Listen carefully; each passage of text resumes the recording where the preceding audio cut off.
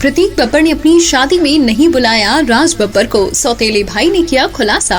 Bollywood actor प्रतीक बब्बर 14 फरवरी को अपनी girlfriend प्रिया बैनर्जी के साथ शादी के बंधन में बंध चुके हैं। प्रतीक बब्बर राज बब्बर और लेट एक्ट्रेस स्मिता पाटिल के बेटे हैं। काफी समय से एक दूसरे को डेट करने के बाद प्रतीक बब्बर और प्रिया बैनर्जी शादी कर रहे हैं। इस दौरान एक बात जो सबको खटक रही है वो ये है कि प्रतीक ने अपनी शादी में फैमिली के किसी भी मेंबर को इनवाइट नहीं किया है और इस बात का खुलासा उनके सौतेले भाई आर्य बब्बर ने किया है। एक इंटरव्यू के दौरान उन्होंने बताया कि उनके भाई ने उन्हें अपनी शादी में इनवाइट नहीं किया है। आर्य ने कहा कि हमारा बब्बर परिवार शादी में इनवाइटेड नहीं है। मुझे सच में ऐसा लगता है कि हम लोग एक दूसरे के काफी करीब हैं। मुझे समझ नहीं आ रहा कि ये सब कैसे हुआ। मुझे लग रहा है कि किसी ने उनके दिमाग पर काबू कर लिया है। मेरी माँ ने इस डिसफंक्शनल फैमिली को फंक्शनल बनाया है। ठीक है, आपने उन्हें नहीं बुलाया, कोई बात नहीं, कम से कम डैड को तो कॉल करना चाहिए था। आर्य बब्बर का मानना है कि उनके परिवार को कोई कंट्रोल कर रहा है। वहीं आपको बता दें, प्रतीक बब्बर ने जाने तू या जाने ना से अपनी फिल्मी करियर की शुरुआत की थी, जिसके बाद उन्होंने दम मारो दम, बागी 2, छिछोरे और मुंबई सागा जैसी फिल्मों में लीड रोल करके सुर्खियां बटोरी थी।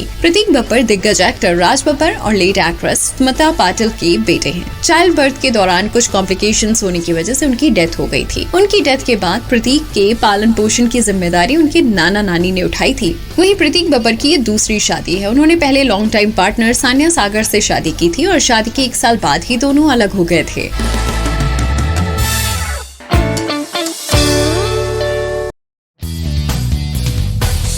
वैलेंटाइंस डे पर प्रियंका चोपड़ा ने शेयर की हस्बैंड निक जॉनस के साथ रोमांटिक तस्वीरें। दुनिया भर में प्यार के नाम का दिन यानी कि वैलेंटाइंस डे को सेलिब्रेट किया गया। हर कोई अपने पार्टनर के संग क्वालिटी टाइम स्पेंड करता हुआ नजर आया। वहीं बॉलीवुड सेलेब्स कपल भी खास अंदाज में एक दूसरे को वैलेंटाइंस डे विश करते हुए नजर आए। हाल ही में प्रियंका चोपड़ा ने भी निक जॉनस के नाम प्यार भरा पोस्ट शेयर किया। उन्होंने निक के संग इंस्टाग्राम पर 2 तस्वीरें शेयर की। पहली तस्वीर उस समय की है जब दोनों डेटिंग कर रहे थे। वहीं दूसरी तस्वीर प्रियंका के भाई सिद्धार्थ चोपड़ा की वेडिंग के दौरान की लग रही है। तस्वीरों के साथ प्रियंका चोपड़ा ने कैप्शन में लिखा, कैसे शुरू हुआ और अब कहां पहुंचे, मेरे हमेशा के वैलेंटाइन को हैप्पी वैलेंटाइंस डे। फैंस ने प्रियंका की इन तस्वीरों को काफी पसंद कर रहे हैं। वहीं वर्क फ्रंट की बात करें तो प्रियंका चोपड़ा लंबे समय के बाद वापसी करने वाली हैं। खबरों के मुताबिक प्रियंका एस.एस. राजामौली की अगली फिल्म में नजर आ सकती हैं। आपको बता दें, रिसेंटली प्रियंका चोपड़ा ने इंडिया के कई चक्कर लगाए हैं। वो कई बार एयरपोर्ट पर स्पॉट हुई हैं और कई बार तो हैदराबाद के लिए डायरेक्ट स्पॉट हुई हैं। कहा जा रहा है कि प्रियंका चोपड़ा एस.एस. राजामौली की फिल्म की शूटिंग के लिए इंडिया भी आ चुकी हैं। 2 बार उन्होंने इंडिया में हैदराबाद का रुख किया और उसके बाद से ये कयास लगाए जाने लग रहे हैं कि प्रियंका एस.एस. राजामौली की फिल्म में नजर आने वाली हैं।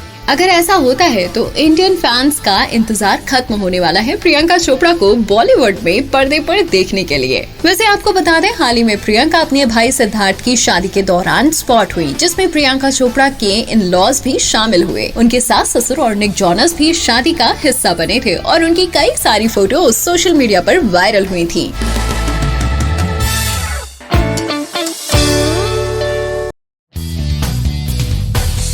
वैलेंटाइंस डे पर ऋचा चड्ढा ने कर डाला बड़ा काम। क्या है आखिरी मंडे की मिस्ट्री, आइए जानते हैं। ऋचा चड्ढा अपनी होम प्रोडक्शन की मूवी आखिरी मंडे में नजर आएंगी। ये फिल्म बनाने का ख्याल उन्हें तब आया जब उन्हें महसूस हुआ कि उनके स्किल का अब तक पूरा इस्तेमाल नहीं किया गया है। ऋचा चड्ढा ने आखिरी सोमवार फिल्म की स्क्रीन प्ले भी लिखी है, जिसे प्यार सोशल इश्यू पर एक लेटेस्ट स्टोरी के रूप में डिटेल किया जा रहा है। एक्ट्रेस ने फिल्म मेकर से अपनी नाराजगी जताते हुए कहा कि इंडस्ट्री ने मेरी कॉमिक टाइमिंग का बहुत कम इस्तेमाल किया है। फ्राइडे को जारी एक स्टेटमेंट के मुताबिक ऋचा ने फिल्म की स्क्रिप्ट भी लिखी है, जिसे प्यार सोशल इशू और एक सपने की शादी के लिए किसी भी हद तक जाने की कहानी के रूप में दिखाया जाएगा। फिल्म आखिरी सोमवार एक सक्सेसफुल रियलिटी टीवी प्रोड्यूसर के इर्द गिर्द घूमती है, जो काम पर किसी के चाइल्डलेस कैट लेडी कहने के बाद शादी करने के लिए बेताब हो जाती है। ऋचा चड्ढा ने हाल ही में अपने हस्बैंड अली फजल के साथ प्रोडक्शन की दुनिया में कदम रखा है। उन्होंने कहा कि ये फिल्म एक मिडिल क्लास पंजाबी फैमिली के एक्सपीरियंस पर बेस्ड है। ऋचा ने फिल्म के बारे में इन्फॉर्मेशन देते हुए कहा कि बचपन से बड़े कजिन के भाई बहनों को अरेंज मैरिज करते हुए देखने से ये कहानी निकलकर सामने आई है। मुझे लगता है कि बहुत सारी फैमिली इससे एग्री करेंगे। ऋचा ने एक बयान में कहा, जब हम कॉलेज में ग्रेजुएट होते हैं तो हम अपने सपनों और एम्बिशन से भरे होते हैं। उन्होंने आगे कहा कि जब हम नौकरी के लिए जाते हैं तो हमारे सारे सपने सिमट जाते हैं। जब हम 30 के दशक में होते हैं तो मिडिल क्लास में करियर और हस्बैंड फैमिली दोनों की उम्मीद कर रहे होते हैं, लेकिन समाज सोचता है कि इनसे ना होगा, अब बहुत देर हो हो चुकी है। इसके बाद आप उदास हो जाते हैं क्योंकि अब सपने पूरे नहीं हो सकते। कुल मिलाकर ये कहानी काफी सारे लोगों के लिए रिलेटेबल हो सकती है। देखना ये होगा कि ऋचा चड्ढा इसमें कौन से सितारों को सिलेक्ट करती हैं अपनी फिल्म में काम करने के लिए।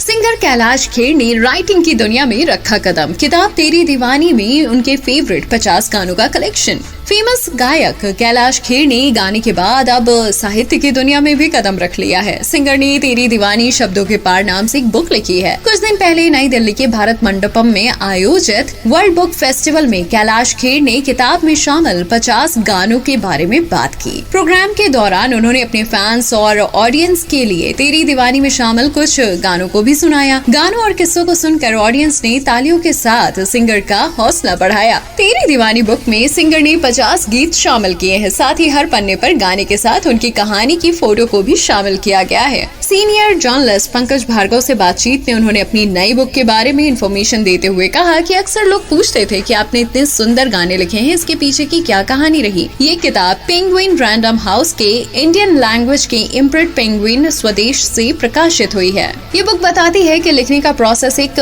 नदी की तरह है। वो नदी जो परमात्मा की फीलिंग्स, जज्बातों की एक नदी है और जब वो बहने लगती है फिर लिखा जाता है। वर्ल्ड बुक फेस्टिवल में बुक की काफी चर्चा रही। कैलाश खेर के फैंस ने बड़ी तादाद में इस बुक को खरीदा और उनसे ऑटोग्राफ लिए।